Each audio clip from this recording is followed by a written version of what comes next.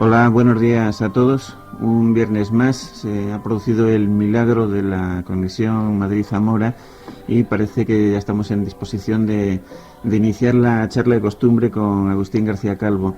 Como recordaréis, habíamos quedado en hablar del respeto. Un oyente había sacado a colación la actitud de algunos que en el caso aquel decía respetaban a los homosexuales siempre que no se metieran con ellos, que no se metieran con los respetadores. Agustín recordaba a raíz de eso lo del concepto ese de libertad limitada, de la libertad propia limitada por la libertad de encuentra un límite en la libertad de los otros, una cosa que un poco rebuscándole un poco las esquinas puede sonar a que lo de las fincas de los otros termina en donde empieza la mía.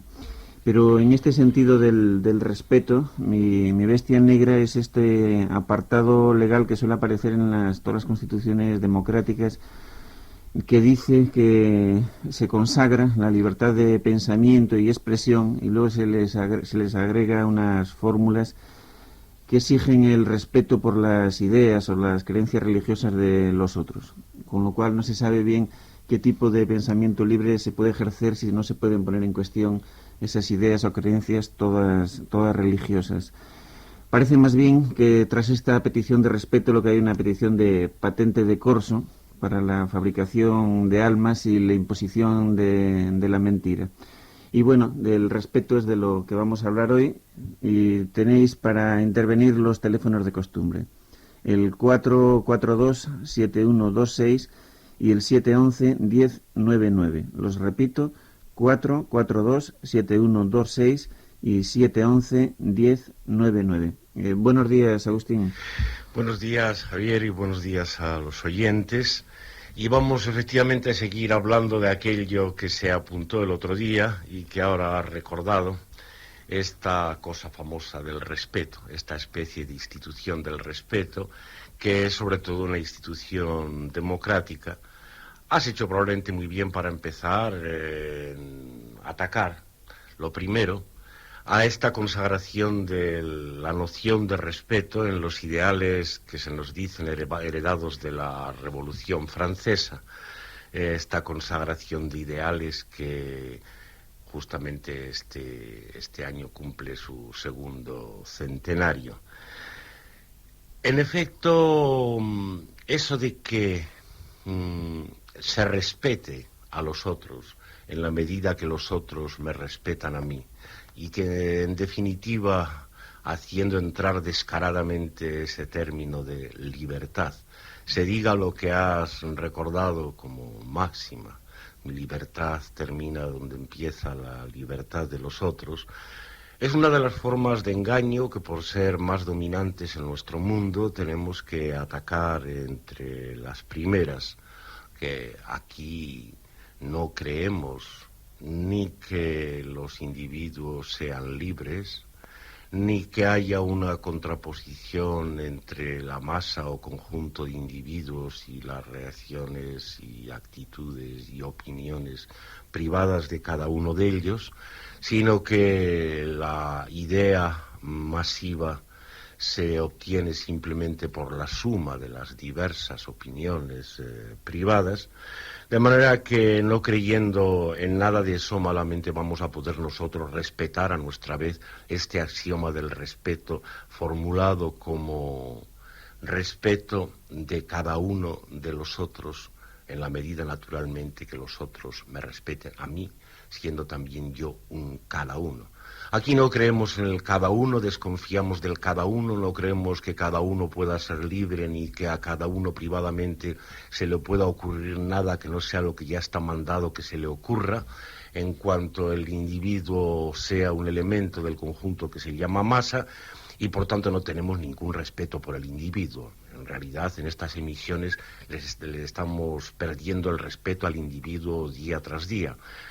Caiga quien caiga, caiga yo, caigas tú o caiga ese señor de la esquina. Continuamente le estamos perdiendo el respeto y, por tanto, si aquí hablamos de respeto, será en otro sentido. La ocasión, como has recordado, Javier, fue aquello del respeto de la homosexualidad, como el respeto de cualesquiera otras elecciones que se consideran privadas y donde por tanto se supone que el Estado y el capital no tienen por qué meter la nariz. Cada uno hace de su capa un sayo, cada uno en su casa cuernos asa y todas las demás cosas por el estilo que de la manera más engañosa se nos impone, porque luego resulta que la verdad es lo que dice el otro refrán, que cada uno en su casa, pero Dios en la de todos. Y siendo Dios por otro nombre el capital y el Estado, ya se entiende bien que esa libertad o disponibilidad de cada uno para las elecciones privadas, por ejemplo, amor homosexual, es simplemente algo engañoso. Se trata de que las múltiples elecciones de cada uno, homosexuales, heterosexuales, etcétera, bien definidas, se exige pues poco menos que una declaración de homosexualidad o de heterosexualidad, bien definidas, vengan a formar entre todas como un mosaico a su vez bien definido y por tanto bien dominado, que es el mosaico sobre el que el capital y el Estado pueden ejercer tranquilamente su juego. No creemos pues en esta forma de respeto, en esta forma de libertad. El solo respeto para nosotros, la sola libertad, consiste en el no conocer. Lo único sagrado es lo que no se conoce, lo que no se sabe lo que es. Se podría llegar a respetar la homosexualidad, pero una vez que se le ha puesto ese mote, homosexualidad, con un híbrido de palabra griega y palabra latina y con su X metida por medio, homosexualidad, desde ese momento en que se le ha convertido en un artículo de libro de medicina o de libro de leyes o de las dos cosas juntamente, no se puede ya para nada hablar de respeto. Se le ha conocido, se sabe lo que es. Si uno se hubiera quedado pasmado ante la aparición de eso a lo que se llama homosexualidad, si hubiera quedado algo trastornado sin saber de dónde le caía ni qué era aquello, entonces tal vez en ese pasmo, en esa extrañeza, podríamos haber reconocido algo que mereciera llamarse respeto. Respeto justamente en la forma de no conocimiento. Porque solo es ese respeto el que puede permitir alguna libertad para aquellos a los que se respeta. Libertad no quiere decir que cada uno en su casilla, en su pieza de mosaico, tenga libertad para ser el que es. Eso más bien es libertad para cumplir una condena. Libertad es, por el contrario, las posibilidades de romper los límites de esa cuadrícula, de salirse de sus casillas, como dicen. Y claro, para que uno pueda gozar de esa libertad en la que uno mismo se pierde, para que uno pueda salirse de sus casillas y de su propia definición, para eso hay que dejarle que lo haga, o más bien hay que dejarle que le pase. Si uno lo clasifica como homosexual, como bobo, como oficinista, como jefe de Estado, de cualquier otra manera, desde ese momento lo que está haciendo es contribuir al trazado bien firme y bien definido de los límites de esa casilla. Está contribuyendo a condenarle a ser lo que es. Sí, dentro de eso a desarrollarse a lo mejor todo lo que pueda, desarrollar sus posibilidades, su ser en potencia, para que sea un ser en acto, una entelequia, como decía Aristóteles. Pero eso para nosotros tiene el carácter de la muerte, el carácter de la condena, y en modo alguno tiene las señas de la libertad. Libertad es dejarle a uno la posibilidad de que no sea el que es.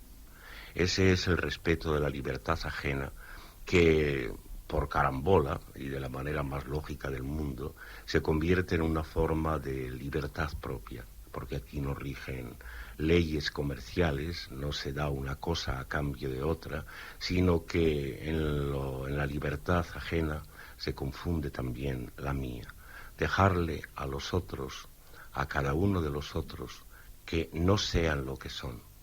Dejarte que no seas lo que eres, en lugar de contribuir a condenarte a que seas lo que eres y lo que tienes que ser. Eso es al mismo tiempo tu libertad y la mía, que por supuesto no es libertad de ninguno de los dos. Es el no conocer, pues, la forma de respeto. solamente se respeta lo sagrado, y lo sagrado quiere decir lo desconocido. Y esto lo mismo que se refiere a los ámbitos y abismos celestiales, se refiere a las profundidades de tus entrañas y de las mías. El no saber, lo desconocido, es lo único que se respeta, y la única forma de respeto es no saber y dejar, por tanto, libertad. Libertad que consiste en eso, libertad para no ser el que se es, el mundo, tú y cualquiera. De esto tendremos que seguir hablando, pero no sé, Javier, si alguno de los oyentes... Sí, hoy se han animado tempranamente, hay ya varias llamadas. Entonces vamos a dejarles. A ver, pues vamos adelante con la primera de ellas. Voces. Sí, hola. Hola. ¿Sí? Sí, mira, quería exponer que, a ver qué le parecen a ustedes. Por ejemplo, tenemos las grandes naciones como es, fue Hitler, ¿no? Con su intolerancia que se llevó por delante a tantos millones de seres, justamente. Después tenemos también la Unión Soviética, en la época de Stalin, los miles, o sea, los millones también, que este hombre sacrificó por su intolerancia. Y después, pues tenemos también la intolerancia, se ha hablado de la intolerancia religiosa, pero no existe también la intolerancia antirreligiosa, porque siempre se ha hablado de la Inquisición, pero después aquí, en los años de la República, de aquí en España, tuvimos un ejemplo muy triste también, con la intolerancia antirreligiosa, porque ahí estuvieron todos vivos, aquello, el anarquismo también estuvo ahí. Y por último, poner aquella frase tan extraordinaria de Don Miguel de Unamuno, que decía: no hay peor intolerancia que eso que llaman razón. Nada más. Muchas gracias. Muchas gracias a usted. Se oía un poco mal, no sé si... Sí, lo he cogido bien. Sí, desde luego hay que recoger y hay que no olvidar una y otra vez estos casos, digamos, extremos o exagerados de Estado, como los representados por los nombres ominosos de Hitler o de Stalin. Pero hay que recogerlos sin olvidar por un momento que esto no son más que caricaturas, que lo único que pueden hacer de útil es servirnos para recordar lo que es el Estado corriente y moliente, es decir, cualquier Estado, por ejemplo, democrático, tecnocrático, democrático, o de la forma más avanzada de Estado que se nos pueda ocurrir. Hitler, Stalin no son más que caricaturas reveladoras de esto. Quien quiera mantener la oposición entre uno y lo otro se arriesga a estar defendiendo en cualquier momento pues un tipo de democracia o el otro por contraposición con esas exageraciones. Lo esencial es que el Estado o practica la intolerancia o practica la tolerancia, pero da igual, porque tolerar dentro de los límites del Estado y de sus leyes las formas de religión o de antirreligión que se puedan presentar, eso mismo de tolerar quiere decir ya que a la libertad y al respeto mutuo se le ha acogido debajo del manto del Estado que tolera. Y naturalmente desde ese momento toda libertad y todo respeto se convierte en una mera falsificación. Pero sigamos adelante, me parece oírte que había más voces, ¿no? Sí, así es. Vamos con la siguiente. Hola. Hola, buenos días. Buenos días. Verá, yo quería apuntar un par de ideas. Vamos a ver. Uno tiene la sensación de que la idea de respeto es un añadido que se nos ha impuesto, porque si nos detenemos un poco, pues veríamos que no nos hace falta. Lo que se nos pretende meter como respeto es algo que ya tenemos. O sea, si a la gente la dejan tranquila, lo normal no es que vayan por ahí insultándose o pegándose coscorrones los unos a los otros, como al parecer piensan los que siempre están invocando al respeto. En este sentido, el respeto, así con mayúsculas, pues aparece como una idea represora. Da por supuesto aquello de que el hombre es un lobo para el hombre, y claro, hay que sujetarlo de alguna manera para que así pueda darse eso que les gusta tanto a ellos de la convivencia pacífica. Y que ya sabemos por aquí abajo pues de lo que se trata: especulación, bancos, manicomios, ejércitos, etcétera.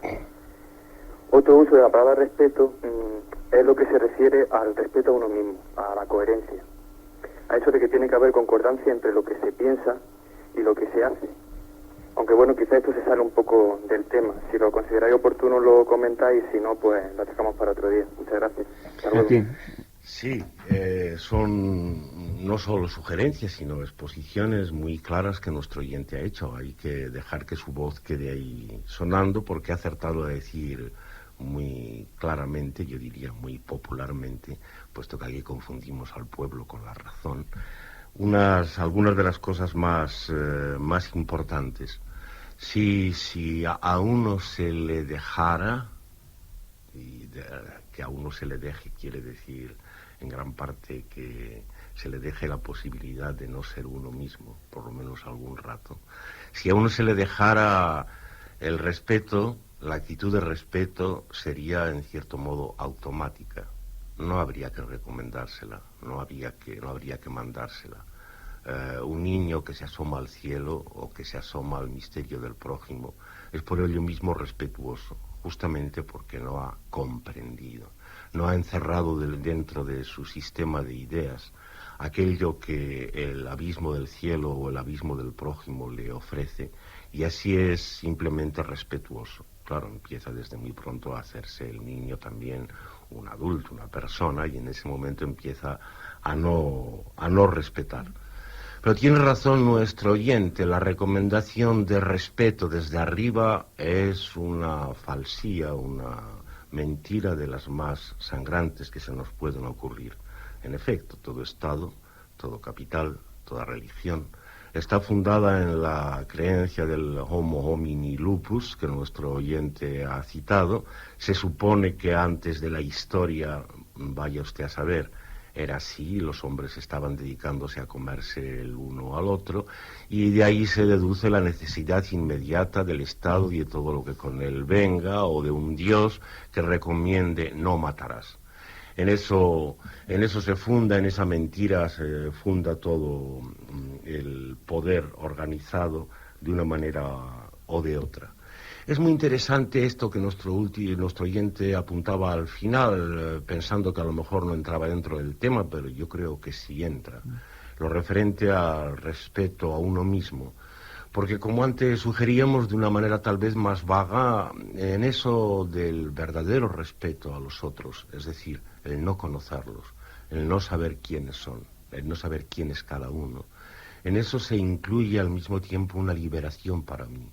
Yo, al conocer a los otros, al estar condenado a conocer a los otros, como medio de defenderme, como medio de lograr mi estatuto dentro del conjunto de los individuos, por ello mismo estoy dejando de ser libre, con ello mismo estoy también condenándome. Ese que conoce a los otros está condenado a conocer, y esa es una condena fundamental, de manera que respeto de uno mismo sería respeto de aquello que uno mismo puede no ser, aquello a lo que irrespetuosamente se alude como el cuerpo, mis entrañas, lo que sea y que no es mío, aquello que está por debajo de mí, que es más que mí, que está mucho más allá de mí, y que sería lo que tendría que respetar y que respetaría en la medida que respetara también lo mismo en los otros, por fuera. Sí, pasamos a otra llamada más. Hola. Hola. Sí. ¿Me oyes? Sí. Oye, mira, lo primero, deciros a los dos que iba a vuestra tía. Eso va a empezar. Se lo transmitiré porque ya a mí me quedan, no sé, Javier, a mí me quedan dos por lo menos, de los cuales estoy muy contento, y se lo transmitiré a ambos. A mí me quedan varias, me dará más trabajo. Sois fabulosos los dos, de verdad, debéis estar aclarando cabezas por ahí, pero a todo meter, ¿eh? Oye, mira, mi llamada era al hilo de lo que acabasteis hablando el otro día sobre el tema del condón, que incluía el proyecto de futuro en la relación sexual y todo esto. Y luego seguisteis hablando de la vasectomía como que era una cosa que incluía menos ese proyecto de futuro, ¿no? Entonces ahí tuvisteis que cortar repentinamente y yo me quedé pues bastante intrigado, ¿no?, sobre lo que ibas a decir sobre ese tema. Y luego unas cosas que dijiste tú, Agustín, sobre unos trucos que había también para evitar incluso tener que recurrir a vasectomía, ¿no? Y bueno, entonces esto, por lo que he oído de la conversación hoy, quizá no viene mucho al hilo, ¿no? Pero yo me quedé muy intrigado y me gustaría que comentarais algo de ese tema. Eso es todo. Bueno, gracias. Sí, no importa hacer un paréntesis. Efectivamente, esto es interrumpir, porque no veo la manera de ligarlo muy congruentemente con el tema de hoy. Es interrumpir la cuestión de hoy y volver un poco sobre la del día pasado, pero podemos hacer ese paréntesis teniendo en cuenta que, como nuestro oyente ha dicho, esas cosas salieron al final de la charla y hubo que hablar un poco aceleradamente y hasta casi cortar. Decíamos sí que lo esencial, lo que puede matar cualquier relación amorosa, de esas que uno sueña, que pueden cogerle, arrebatarle y escapar al propio control, lo que esencialmente lo mata es el futuro, la imposición del futuro. Y veíamos en el uso del preservativo pues el ejemplo más inmediato. El manejo del preservativo parece que impone la previedad, el cálculo y el futuro de la manera más clara. Hubo un oyente que, algo más que pesaroso, dudoso, declaraba que él había practicado la vasectomía, en parte como suele hacerse por respeto a las mujeres, se suele decir, por atención a las mujeres. No digamos tanto como respeto, porque hoy estamos poniendo la palabra esa muy cara, pero en fin, digamos por atención a las mujeres. Y bueno, yo apenas tuve tiempo de comentar sobre esa duda. Dije, sí, en efecto, claro. El practicar la vasectomía, lo mismo que el tomarse una pilula al mes, impone el futuro sobre las relaciones amorosas, lo impone de una manera menos coactiva, evidentemente, gracias a que uno se olvida. Y entonces me paré un momento a hacer un avance del olvido, como lo único que puede curar algunas de estas heridas que implican esas prevenciones, esas precauciones, como vasectomía o tomar una pílula al mes, etcétera. Al cabo del mes, al cabo de los años, uno puede olvidarse y entonces hacer como si no. Bueno, esto no es que sea ninguna solución, porque ya al mismo tiempo decía que desde luego el acto mismo de la intervención sobre el propio cuerpo, eso de dedicarse uno a operarse, es justamente, y esto sí que enlaza por cierto con el tema de hoy, es justamente una de las más flagrantes faltas de respeto a eso desconocido que no es uno, sino que está por debajo de uno, eso a lo que se alude como cuerpo y demás. En efecto, uno no puede sino recibir con tristeza o con una triste resignación el que alguien, alguno de los prójimos o uno mismo, coaccionado por algo, se dedique a operarse, es decir, a practicar cosas sobre el propio cuerpo. De manera que, bueno, eso tenía la vasectomía como cualquier otra intervención de la que pudiéramos hablar. En cuanto a trucos de los que yo hablara y que sugiriera, pues no hay muchos trucos, no hay recetas. Aquí nos dedicamos a atacar las recetas y los procedimientos que se nos imponen y, por desgracia, como una y otra vez confesamos, no tenemos otras recetas de recambio. Hay simplemente la confianza, una cierta confianza en que los hijos, como consecuencia de la relación amorosa, son también una especie de castigo, son castigo del Señor. No estamos dispuestos aquí a creer que haya algo natural y en ese sentido inevitable en la relación entre relación amorosa y producción de hijos. Lo consideramos más bien como eso, como un castigo, y un castigo que está destinado sobre todo en primer lugar, a matar, precisamente por la preocupación por el hijo, a matar las posibilidades de una relación amorosa libre o que se asomara a lo desconocido. Hay que confiar en que el Señor se mete en cada uno y en cada una, y que si uno, como consecuencia de relaciones amorosas, sea entre novios, sea hasta una violación de una monja por un malgache, para poner los extremos más opuestos, si uno resulta tener hijos es porque el Señor se ha metido dentro de uno y entonces ha practicado esta condena al resultado, al futuro, que es justamente la anulación de la relación amorosa en el hijo. De manera que tal vez eliminando al Señor de las entrañas de uno mismo en la medida posible, a lo mejor uno podría sin más tener relaciones amorosas sin estar condenado a tener hijos. Vaya usted a saber. Pues bueno, intentamos retomar el hilo del tema de hoy, acabado el paréntesis con el siguiente oyente. Hola. Hola, ¿qué hay? ¿Qué tal? Oye, mira, resulta que, bueno, el chaval que ha llamado antes ya me ha pisado la pregunta, ¿no? Porque es que quería retomar un poco eso que estuvisteis comentando el otro día, pero bueno, como más o menos ya lo habéis comentado, lo único que se me ocurre de este último que ha dicho ese Agustín, y para relacionarlo un poco con lo del respeto, es en qué medida entonces ese señor, que también sería desconocido, ¿no? Se le puede, o sea, hay que respetarle o no, o en qué medida es conocido o no es conocido para respetarle o no, ¿no? Porque sería como la única forma de acabar con el señor, ¿no? Bueno, es lo único que se me ocurre. Pues no, es mucho. Muchas gracias, porque con eso además efectivamente entramos de lleno en el centro del tema de hoy. Sí, es que yo aquí tengo una costumbre de hablar del Señor o de Dios como equivalentes de capital y Estado, y alguien puede conservar algunas resonancias de palabras como el Señor o Dios que vienen de otras formas de religión y armarse con ello un lío. No, este señor del que yo hablo es el que dice la teología que es el ens realissimus, es decir, es la realidad por excelencia, el ejemplo supremo de realidad, es el ser que se es, como dice un soneto de Machado, es el que dice en el Antiguo Testamento ya a Moisés, soy el que soy, y por tanto es perfectamente conocido. Es el ejemplo mismo de cosa conocida y objeto de conocimiento. Es el supremo objeto de conocimiento, por tanto no tenemos por qué respetarlo para nada.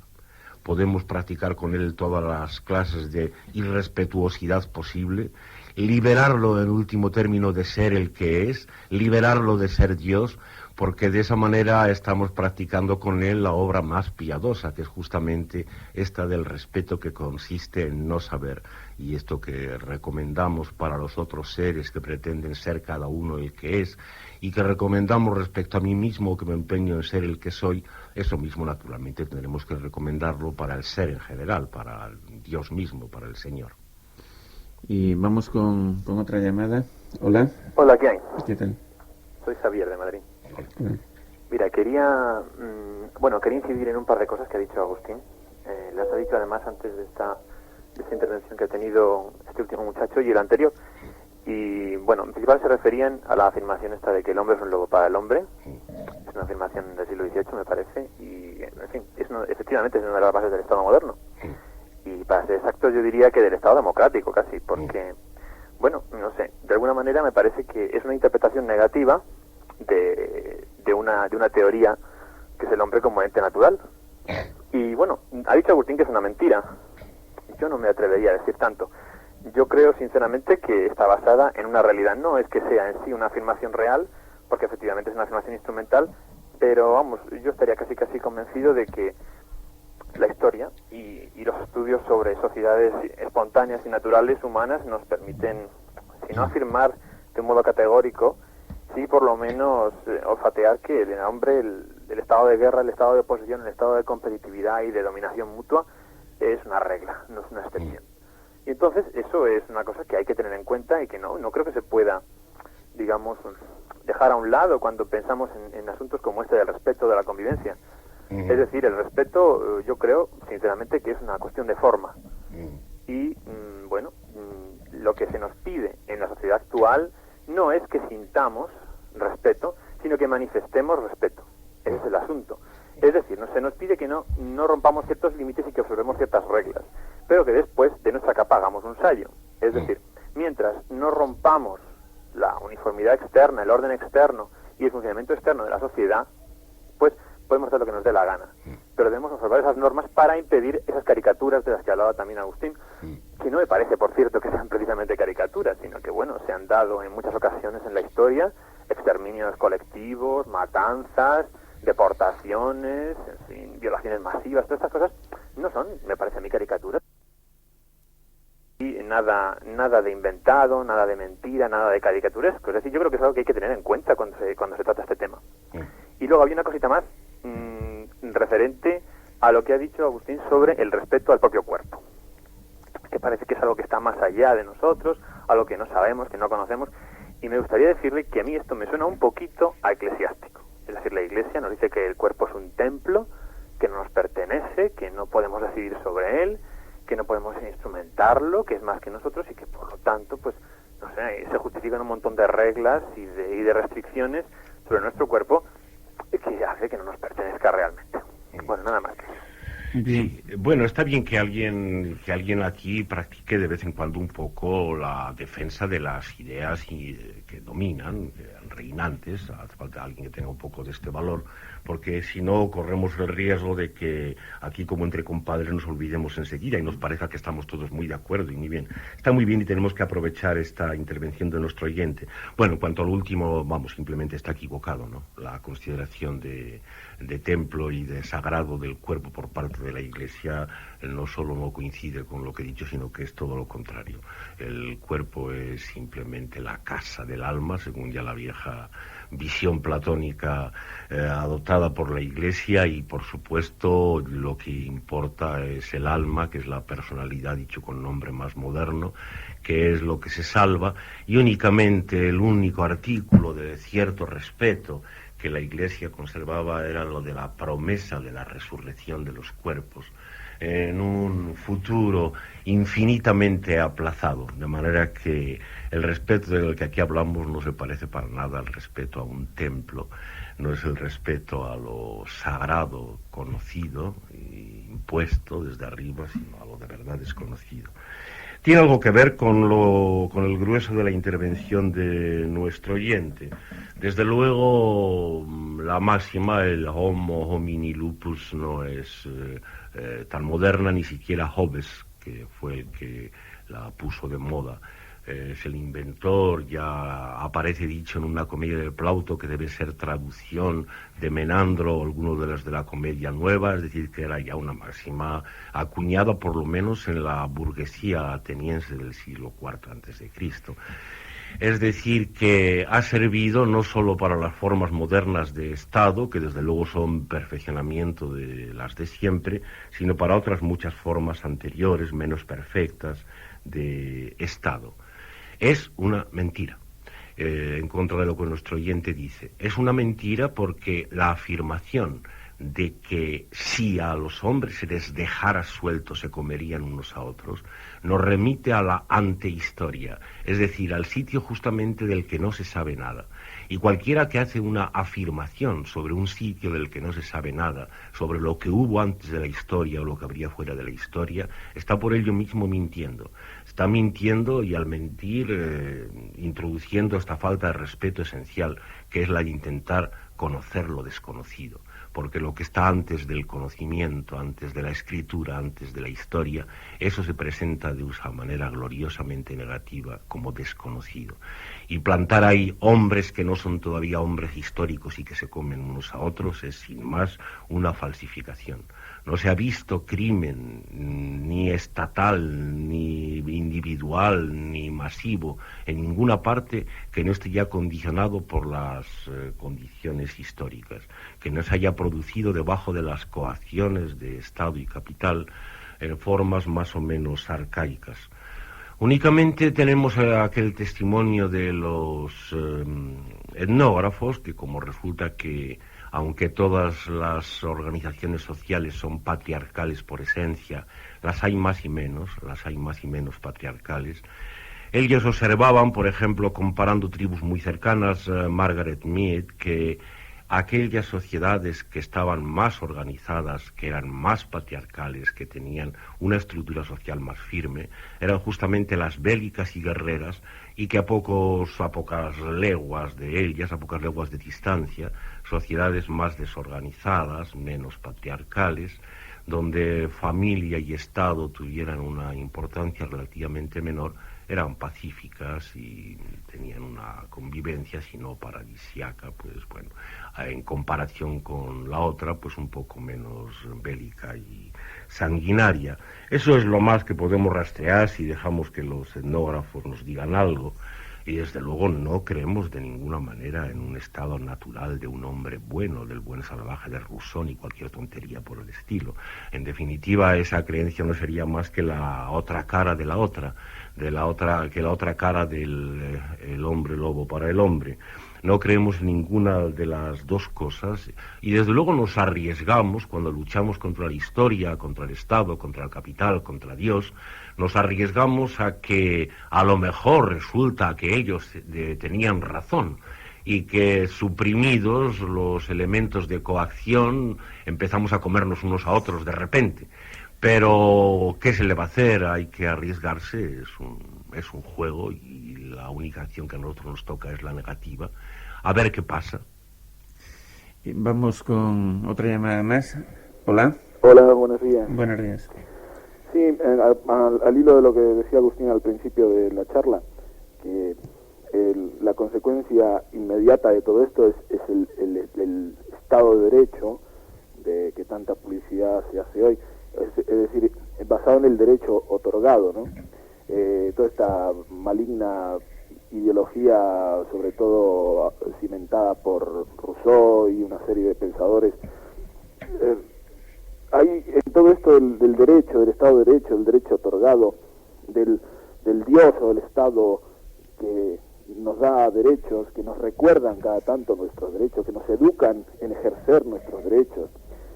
Hay una suerte de amenaza implícita, supongo, porque todo derecho otorgado, todo derecho dado por un ente, un ser supremo que escapa a nuestra manipulación humana y directa, pienso que en cualquier momento está la amenaza implícita de que pueden llegar a faltar a esos derechos, que pueden, así como lo otorgaron, lo pueden quitar, ¿no?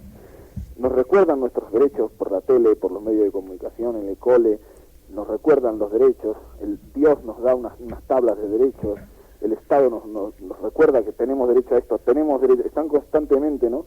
Como si, yo pienso que no es un derecho otorgado por un ser superior, no es un derecho, es una gracia que otorga graciosamente, este señor, y que nos da una subvención para continuar con nuestras actividades filatélicas, o nos da tenemos derecho a una jubilación cuando somos incapaces para continuar en la maquinaria productiva. Tenemos derecho a transitar y a salir y a cruzar fronteras cuando se nos sale de allí. Yo pienso que esos son falsos derechos. Pienso que el derecho se ejerce, o se arrebata, en todo caso se arrebata, ¿no? Inclusive se arrebata del derecho ajeno.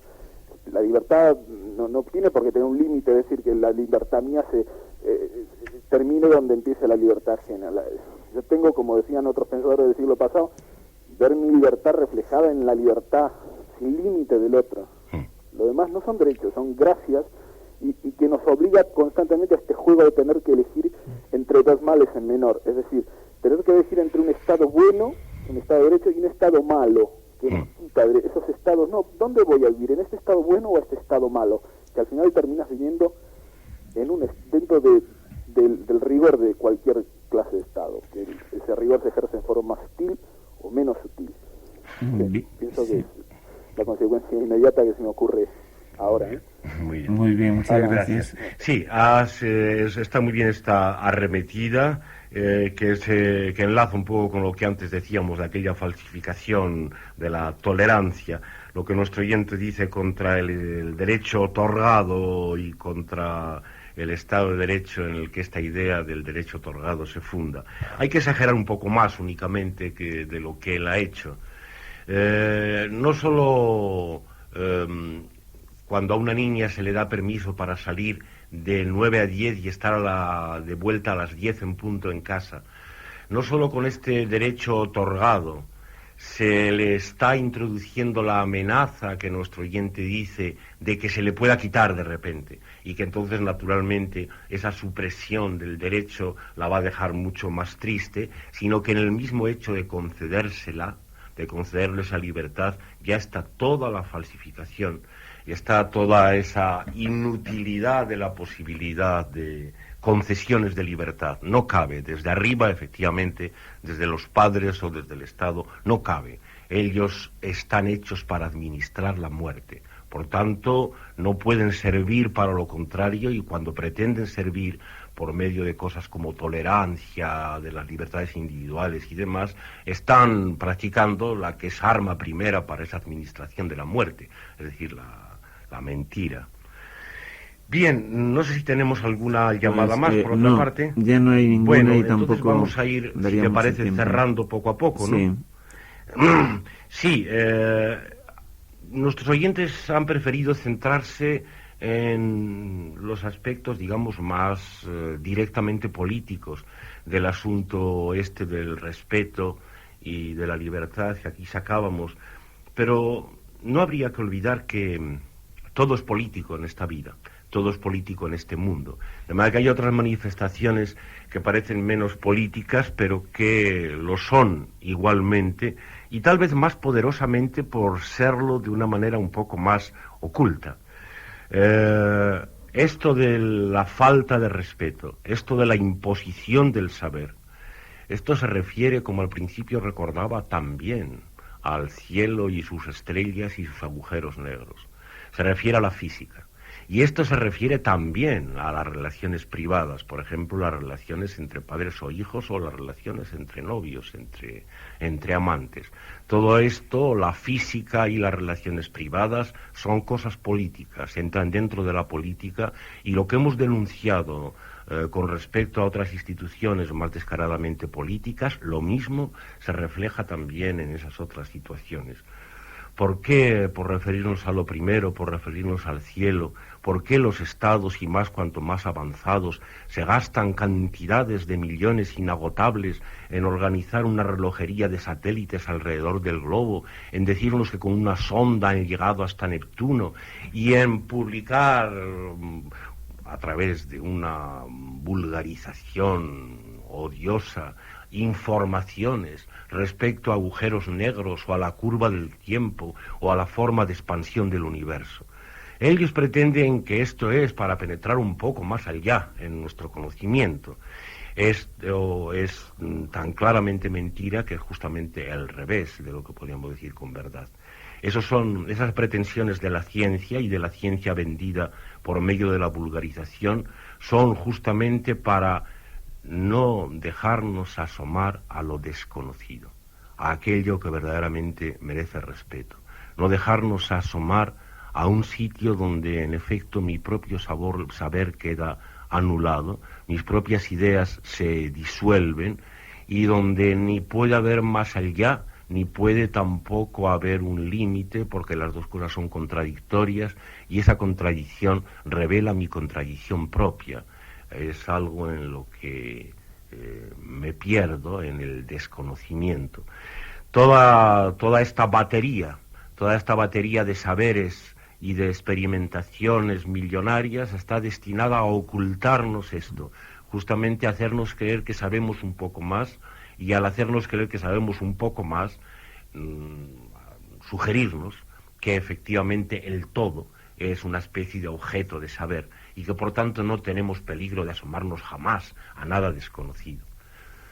Esto que digo de la física lo digo del amor, y de una manera bastante parecida en una relación amorosa, quiero decir, establecida, de las de amor, de ese verdadero, con mayúscula, es decir, cuando se ha formado pareja, que es lo mismo que matrimonio.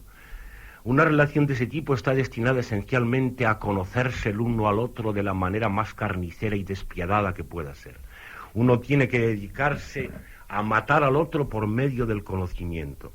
Hay todavía quien se atreve a relacionar el conocer al otro, el conocerlo bien, como si fuera una manifestación del amor. El llegar a conocerlo como si lo hubiera parido puede pretender una mujer que es una manifestación de su amor. Es una manifestación de lo mortífero que en ese amor puede haber. Lo único que podría seguir despertando amor en ella sería el no saber, el descubrir que no sabe quién es el otro. Porque eso fue lo que despertó el primer enamoramiento. Esa imposibilidad de saber quién era, esa sensación de que no se le podía agotar, que no se le podía tener comprendido y cogido.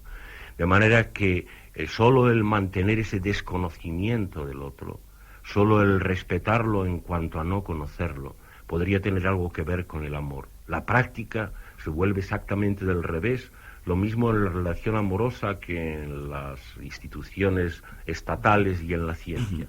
Se vuelve exactamente del revés. El amor se convierte en una administración de muerte que consiste sobre todo en el conocerlo. ya puede el otro dar vueltas y hacer aspavientos, ya sé por dónde vas, ya sé cuáles son tus mañas, ya sé a dónde llegas, a mí tú no me engañas, te conozco hasta el fondo y te conozco, como suele decirse eso, como si te hubiera parido, mejor que si te hubiera parido, por supuesto, porque a lo mejor alguna madre puede olvidarse del parto y a lo mejor pues llegar hasta tener un poco de respeto por la criatura que le ha salido respondona y a la cual no puede llegar ya a dominar. Y naturalmente, bueno, esto que lo he presentado con respecto a un ejemplar del sexo dominado, de una mujer con respecto a su cepo, al cual tiene que conocer por fuerza para conseguir, no el amor, pero sí la seguridad, eso que se llama la seguridad, el futuro. Eso mismo se puede decir correspondientemente desde el lado contrario, partiendo de un ejemplar del sexo dominante. Él igualmente tiene que saber lo que es ella. A un ejemplar del sexo dominante, el desconocimiento de la otra, el que la otra pueda no ser lo que él yo pensaba, que se le descubra por debajo algo de esas cosas desconocidas a las que se alude como cuerpo, naturaleza, vida y cosas así. Eso le amenaza en todo su estatuto. Eso podría hundirle. Basta que una mujer haga un guiño, haga un movimiento que no se puede interpretar bien, que no entra dentro del concepto que de ella se tiene, para que eso se convierta en una amenaza para el poderoso, algo que atenta contra la firmeza del pedestal sobre el que su estatuto estaba montado. Un estatuto que, como se sabe, en nuestro mundo incluye el tener una mujer que sea precisamente suya, es decir, que se repita en el nivel privado algo de lo que en el nivel histórico general se da, en las relaciones entre el sexo dominante y el dominado. De manera que cada uno a su manera y cada una a su manera tienen que dedicarse a conocerse mutuamente, conocerse, es decir, faltarse al respeto todos los días, faltarse al respeto día tras día y momento tras momento, porque solo con esa pérdida del respeto, que el único es el no conocer, la única libertad es la de que a uno se le deje no ser el que sea. Solo mediante eso se va a mantener la institución y se va a conseguir esa promesa de... Bueno, pues el próximo viernes habrá más y no hay novedad. Hasta entonces, salud a todos. Salud.